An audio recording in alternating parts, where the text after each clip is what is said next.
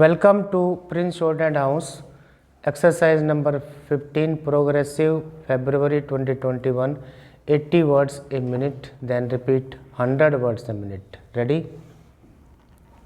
Start. When I am asked to lay the foundation stone of a building meant to house a public utility department such as the posts and telegraphs, my immediate reaction is to accept such an invitation. On such occasions, I feel happy, partly because they provide me an opportunity of studying and familiarizing myself with the systematic growth and development of a government department over many past years, and partly because such an occasion is symbolic of the real progress of the department in question.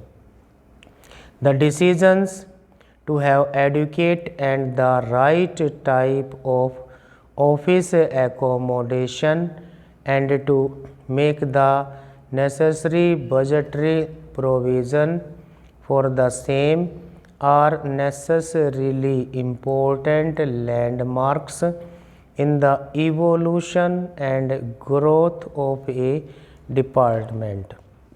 When we think of the posts and telegraphs department, a whole host of ideas and past associations rush up and jostle for expression.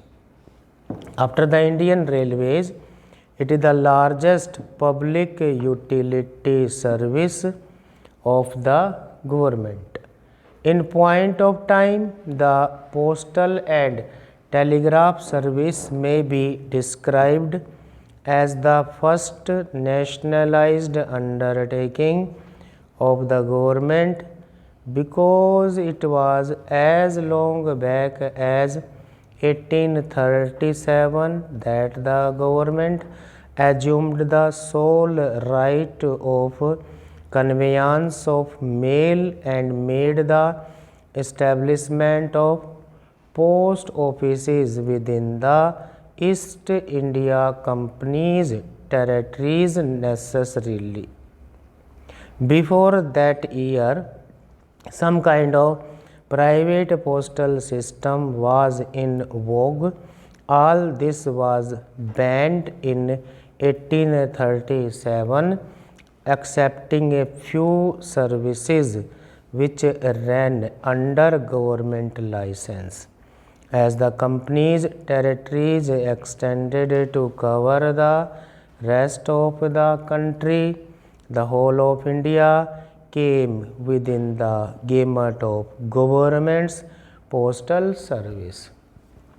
The introduction of the railways in 1853 put the conveyance of mail on a proper footing. In fact, it marked the end of one epoch in the postal history of India and the beginning of another. As I said, the Posts and Telegraphs Department is the second largest public utility service of the government. Where the common man is concerned, no other governmental activity functions as intimately and as extensively as this department.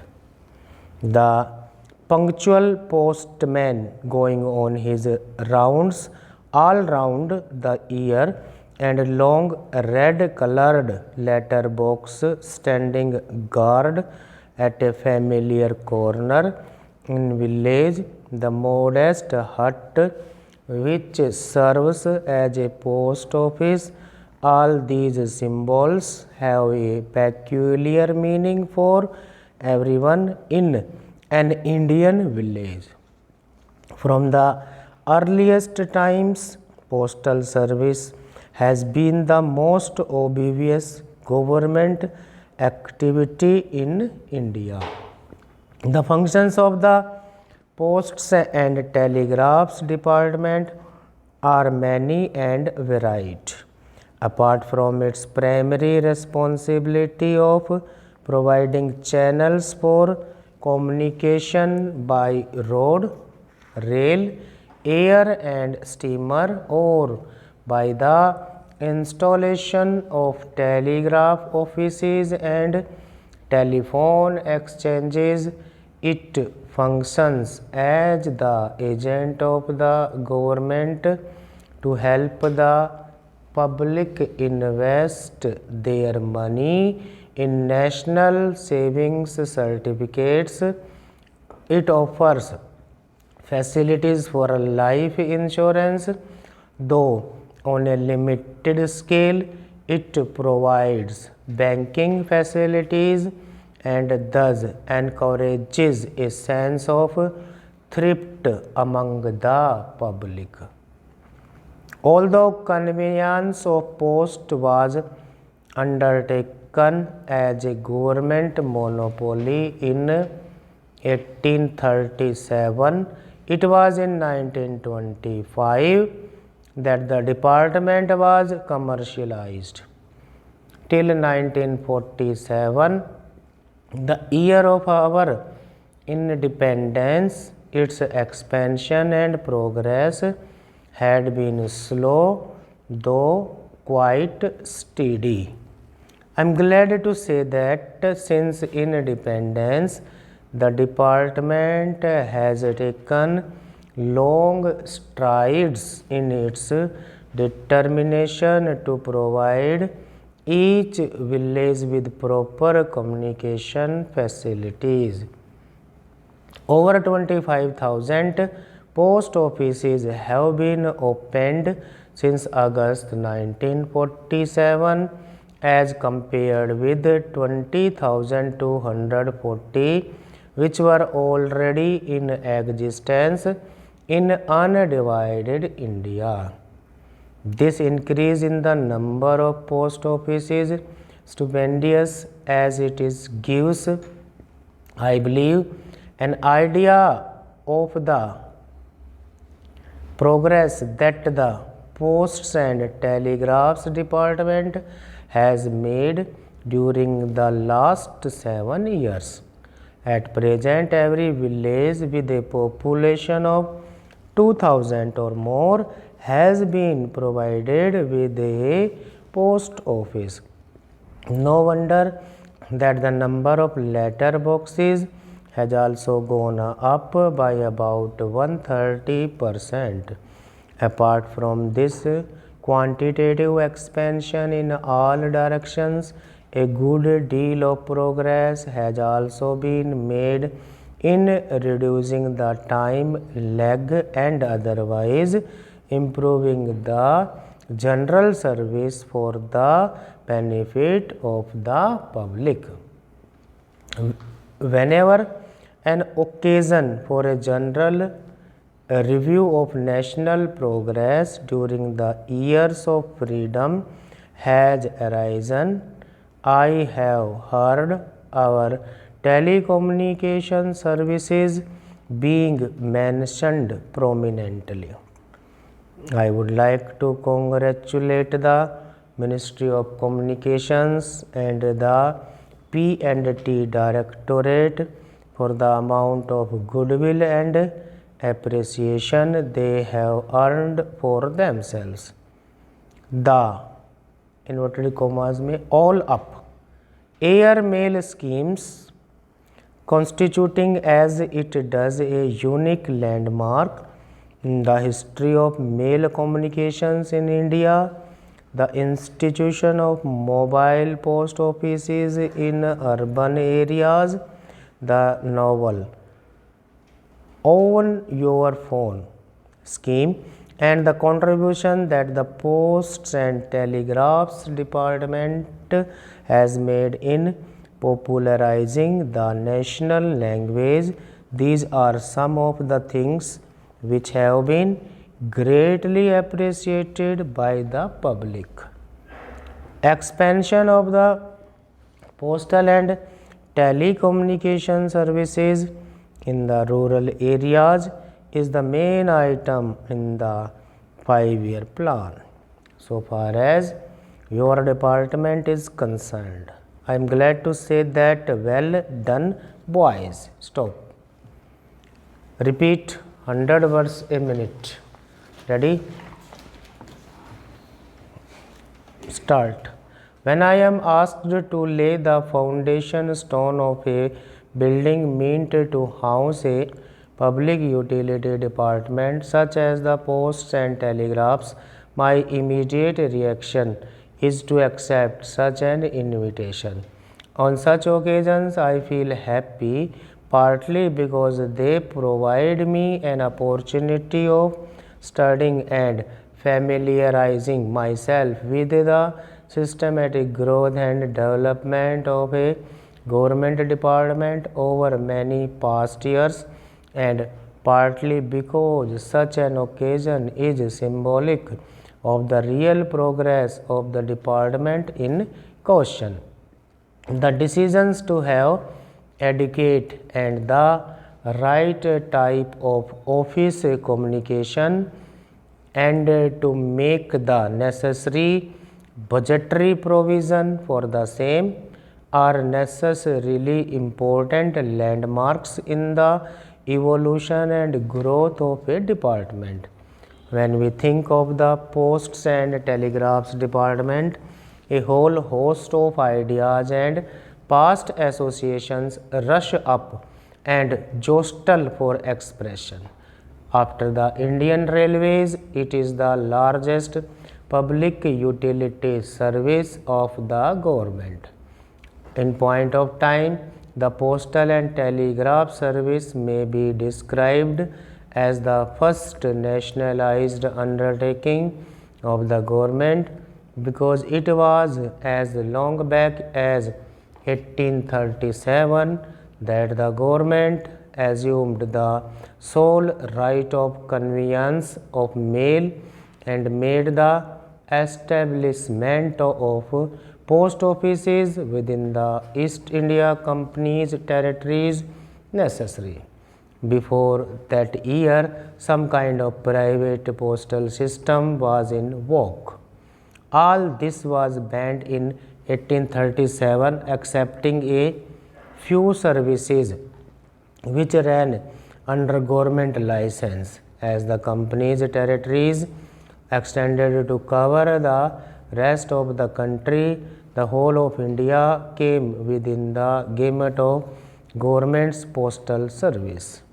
The introduction of the railways in 1853 put the conveyance of mail on a proper footing. In fact, it marked the end of one epoch in the postal history of India and the beginning of another. As I said, the Posts and Telegraphs Department is the second largest public utility service of the government. Where the common man is concerned, no other governmental activity functions as intimately and as extensively as this department. The punctual postman going on his rounds all round the year, the long red-colored letterbox standing guard at a familiar corner in a village, the modest hut which serves as a post office, all these symbols have a peculiar meaning for everyone in an Indian village. From the earliest times, postal service has been the most obvious government activity in India. The functions of the Post and Telegraphs Department are many and varied. Apart from its primary responsibility of providing channels for communication by road, rail, air and steamer or by the installation of telegraph offices and telephone exchanges. It functions as the agent of the government to help the public investment their money in national savings certificates. It offers facilities for life insurance, though on a limited scale. It provides banking facilities and thus encourages a sense of thrift among the public. Although convenience of post was undertaken as a government monopoly in 1837, it was in 1925 that the department was commercialized. Till 1947, the year of our independence, its expansion and progress has been slow though quite steady. I am glad to say that since independence, the department has taken long strides in its determination to provide each village with proper communication facilities. Over 25,000 post offices have been opened since August 1947 as compared with 20,240 which were already in existence in undivided India. This increase in the number of post offices, stupendous as it is, gives, I believe, an idea of the progress that the Post and Telegraphs Department has made during the last 7 years. At present, every village with a population of 2,000 or more has been provided with a post office. No wonder that the number of letter boxes has also gone up by about 130%. Apart from this quantitative expansion in all directions, a good deal of progress has also been made in reducing the time lag and otherwise improving the general service for the benefit of the public. Whenever an occasion for a general review of national progress during the years of freedom has arisen, I have heard our telecommunication services being mentioned prominently. I would like to congratulate the Ministry of Communications and the P&T Directorate for the amount of goodwill and appreciation they have earned for themselves. The All Up airmail scheme, constituting as it does a unique landmark in the history of mail communications in India, the institution of mobile post offices in urban areas, the novel Own Your Phone scheme, and the contribution that the Posts and Telegraphs Department has made in popularizing the national language. These are some of the things which have been greatly appreciated by the public. Expansion of the postal and telecommunication services in the rural areas is the main item in the 5-year plan, so far as your department is concerned. I am glad to say that well done, boys. Stop.